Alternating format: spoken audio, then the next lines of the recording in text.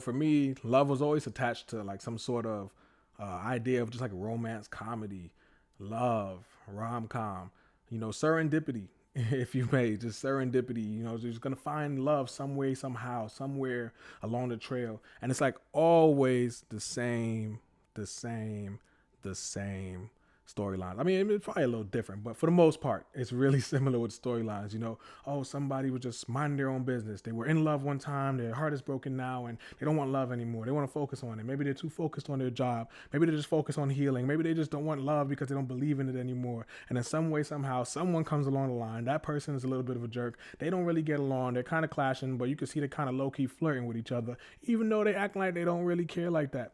And then on top of that, they move forward, and then they're just somehow that I really don't like this person. I don't like that person. And in some way, somehow, they wind up falling in love together. And then when they fall in love, it's beautiful. Oh, yay, cute. And then at some point in time, somebody comes up, something happens, something gets unraveled. And then they're just like, oh, no, you know what? That's why I'm just like, pull out like the most random thing on them. They're just like, oh, well, that's why, you were never going to make your dreams because you're too scared to jump. And then the other person's like, well, that's why you're too scared to commit. And then they're just like, they go their separate ways. They're back in their hometowns. They're living their lives. And then somehow, some way, they wind up getting back together.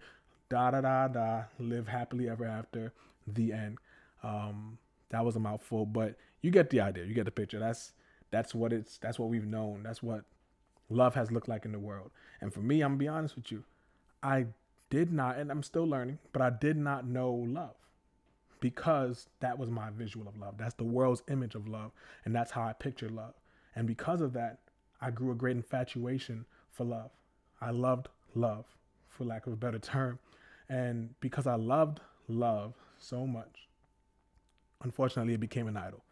And it wasn't intentional. It wasn't something I wanted to do. It wasn't something I was trying to make happen. It wasn't like, let's just go make anything greater to God, the greater than God to me. But it's what happened. I'm gonna be real. Like I said, this is a conversation. This is not me being better than anybody. This is a conversation, and this is me being real.